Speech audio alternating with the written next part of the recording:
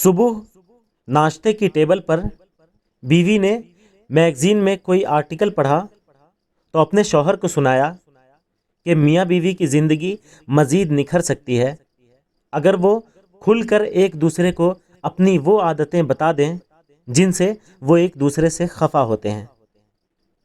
दोनों ने इरादा किया कि कल की सुबह नाश्ते की टेबल पर एक दूसरे को अपनी अपनी लिस्ट बनाकर सुनाएंगे कि एक दूसरे की कौन सी खसलतें उनको नागवार गुजरती थीं।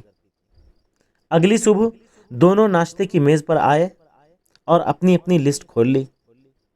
पहले मियाँ ने अपनी लिस्ट में से पढ़ना शुरू किया। बीच में उसकी नज़र अपनी बीवी पर पड़ी तो वो बेचारी रो रही थी।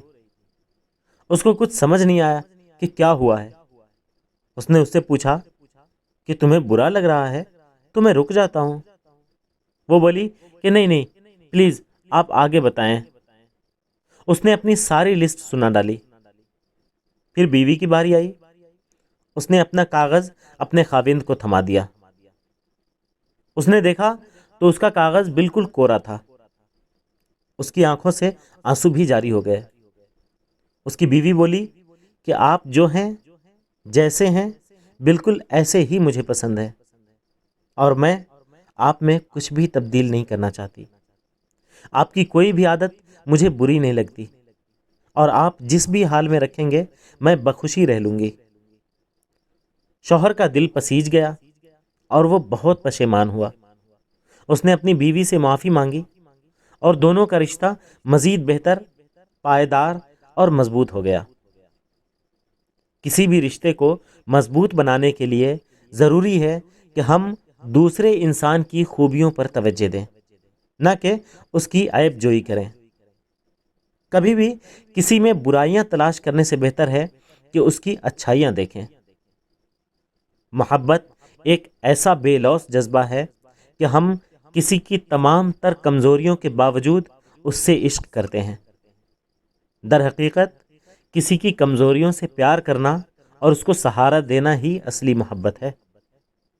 मोहब्बत के लिए दो बिल्कुल परफेक्ट लोग नहीं चाहिए होते। ऐसे इंसान दरकार होते हैं जो एक दूसरे का लिबास हों और एक दूसरे के ऐबों की पर्दापोशी करें। और अगर कोई ये कहता है कि वो आपसे प्यार करता है और वो आपको मुसलसल हक़ारत की नज़र से देखता है तो उसकी ज़बान पर नहीं, उसके रवैये से उसको जांचें।